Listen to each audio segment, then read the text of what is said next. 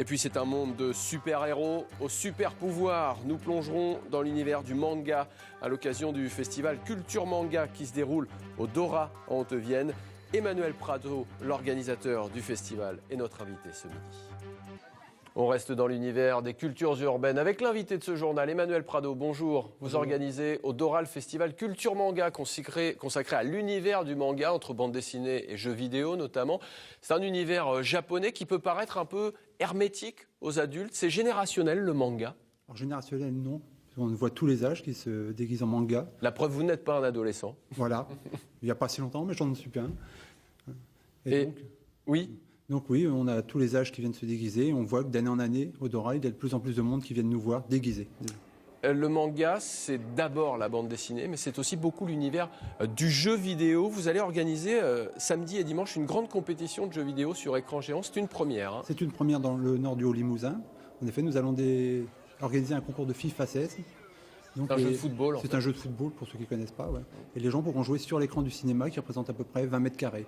C'est une véritable compétition. C'est une véritable compétition. Nous allons organiser les matchs en poule comme on peut avoir sur une compétition de vrai football.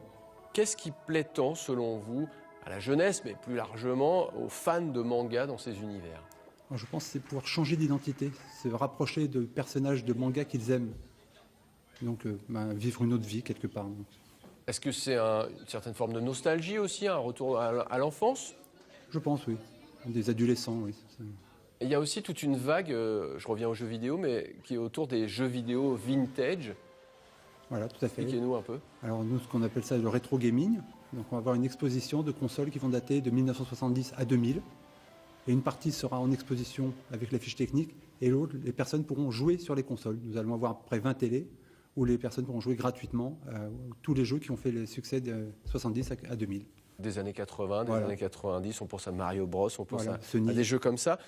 Un mot du cosplay, on peut venir déguisé. Il est conseillé de venir déguisé pour mieux profiter de la fête. Cosplay, ça signifie quoi? Alors cosplay, c'est l'art de se déguiser en personnage manga, mais à seule condition d'avoir fabriqué soi-même son costume. Ah, c'est important. Ah oui, important. Il ne faut pas aller l'acheter en magasin, il faut vraiment le fabriquer avec des matériaux, de la couture, des matériaux de récupération.